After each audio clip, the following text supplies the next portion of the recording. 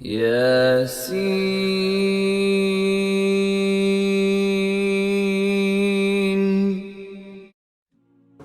So the Quran has left no loopholes, and the Quran also has not given the chance to someone or for someone to say, continue oppressing him because he will continue forgiving, no problem.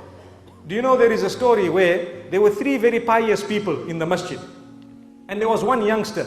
So the youngster was told, you know, those people are very pious. The one in the left is still young.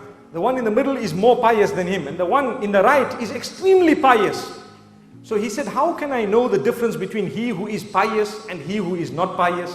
So the youngster was told, well, they concentrate a lot. So he said, all right, let me see. He went to the first one, Salamu alaikum. No response. He was involved, this man was involved in his dhikr and recitation of the Quran, no response. So this youngster decided to give him one clap on his face.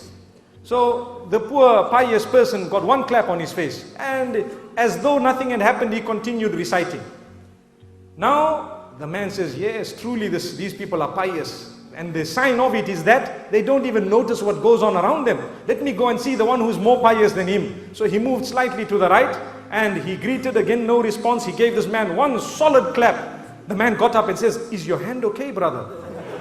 Is your hand okay, brother? So this man was shocked to say, he is not conscious of what happened to him, but he is conscious of the pain that came on my hand. Allahu Akbar. Look at how pious he is. So now this is obviously teaching people how to forgive, isn't it? They didn't even discuss that it was a sin. So now this youngster is thinking to himself, whoa, that man on the right must be the most pious. Let's see what he does. He went, he greeted him, again no response. He gave him one solid clap. That man got up and gave the youngster two claps. So the youngster says, but I thought you were the most pious. He says, someone somewhere needs to stop you clapping people. So this is why we need to study in Islam. We need to look at what is the best remedy for that particular situation. Sometimes you can forgive people, but if you continue forgiving them, who's going to stop that oppression?